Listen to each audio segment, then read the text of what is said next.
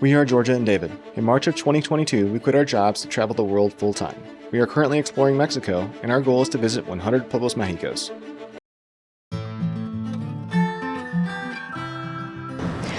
Welcome to the Pueblo Mágico of Mapimí. We just drove a little over 3 hours here from Durango on what I think is the most expensive toll road we've ever taken. But in this video, we're going to show you everything this little Pueblo Mágico has to offer. First, we got to go check into our hotel. So one thing we've learned by traveling around Mexico and visiting these small towns is a lot of the hotels, they don't have an online booking platform, so you have to contact them via WhatsApp. Yeah, and that's what we did here in Mapimí. We contacted Posada Violeta. We talked to them via WhatsApp. They confirmed that we had a reservation. Luckily, we didn't pay through bank transfer. A lot of times they want you to place a 50% deposit via bank transfer, because when we got here, they were completely closed. It looks like it hasn't been open for a little while, so we had to scramble. And so we came to Hotel Viva Villa, and they told us that if we waited just like 20-30 minutes, that they would get a king-size room cleaned up for us. And it's only 750 pesos, so it's a good deal. But this was definitely a little bit stressful because there are only the two hotels in town, the one that's closed and the one that we apparently are going to have a room at. So very stressful moment, but looks like everything's going to work out just fine.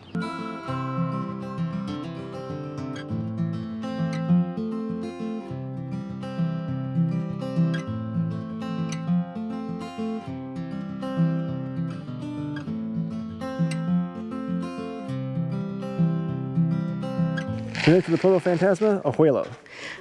This is the main thing that the Pueblo Mágico of Mapimí is known for. Behind us here is the longest wooden suspension bridge in all of Latin America. They also have a tirolesa. When we came in from the main road, there's like a little booth that you stop and you pay. And it was 120 pesos each to enter, and then 250 pesos each to do the tirolesa. So we're getting ready to go check it all out.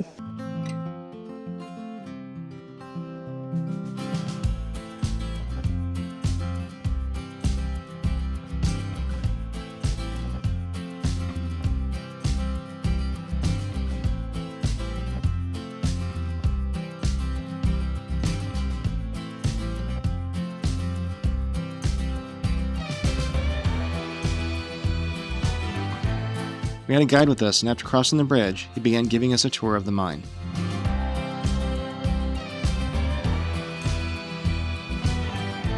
Aire acondicionado. Aire acondicionado. Natural. Calcita.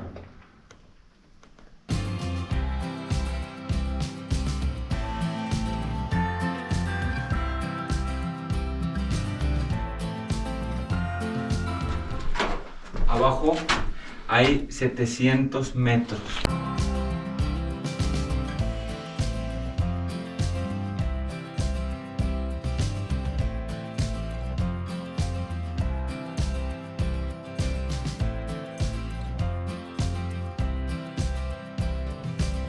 At the end of the mine, there was a small museum with an interesting array of minerals, mummified animals, and historical artifacts.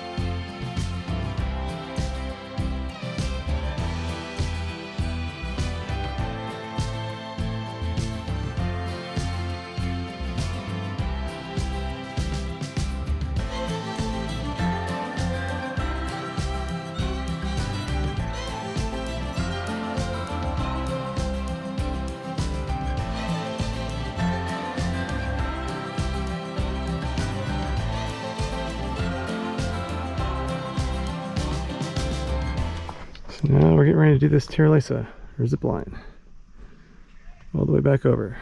Right, let's go! Woo!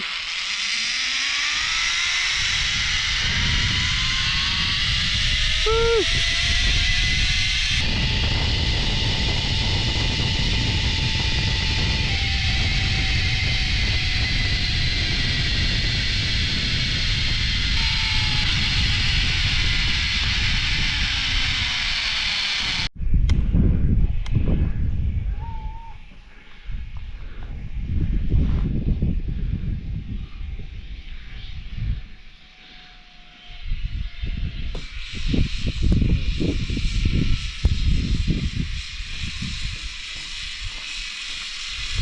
So the entrance fee included a tour of the mine.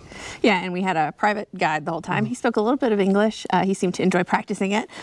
We did pop out the halfway point and get a really great view of the little ghost town and of the bridge. And then we came back out the mine and we did the tirolesa.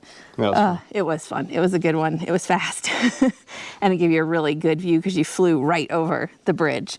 But now we're going to check out the little Pueblo Fantasma part and take a few photos. And then I think we might head back into town. They do have a little store here that sells waters and and sodas. You'll need it. I think it's 102 today. So.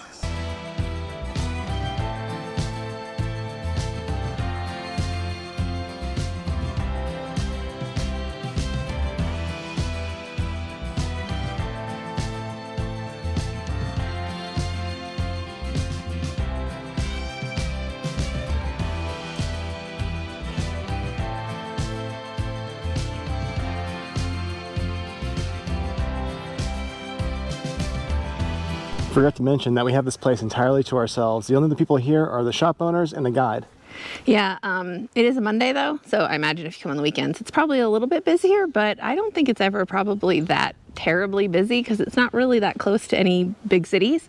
We have another like 5.5 hour drive to Chihuahua, and like I said, it was a little over 3 hours from Durango, so it is a good haul. The other thing I would say is there's a few little shops that sell some quartz and other minerals that actually came from the mine, so that's definitely a neat little souvenir. I bought a couple little moonstones.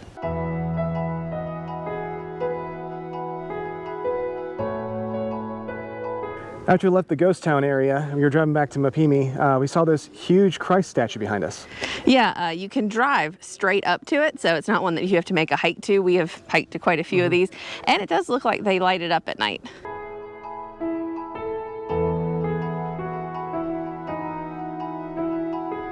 From the Christ statue, you can see all of Mapimí, which isn't really much. We saw a sign on the way in. It looked like they had a little over 5,000 people living here.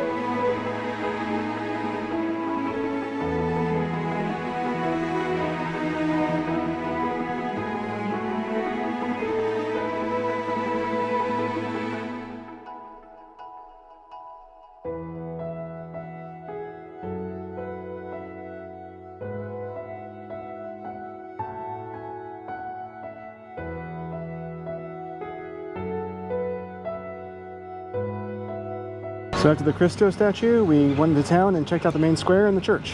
And now we're getting ready to head into the Benito Juarez Museum.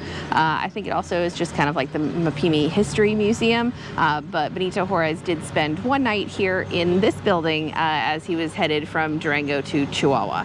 So we're gonna go in and check out this little museum.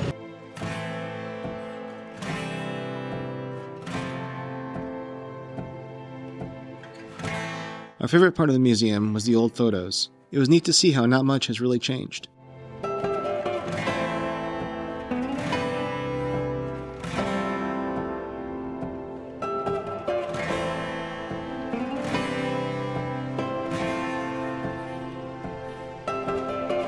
At this point we were starving, so we stopped into one of the town's restaurants, El Lejano Oriente, where we had a yummy and economical meal.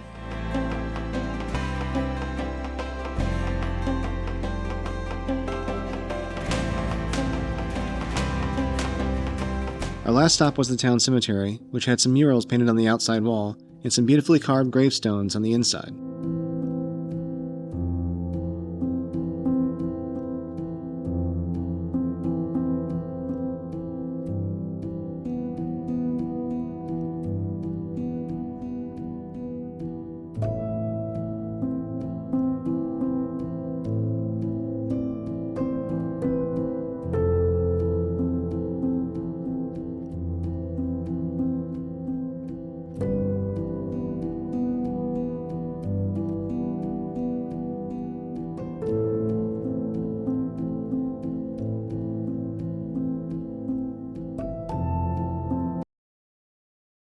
This is where we spent our one night in Mapimí. You can see we had parking right down there.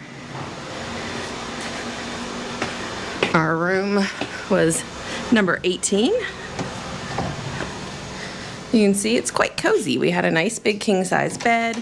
I like the rock wall. You can see here they also had a cool light fixture and these nice beams.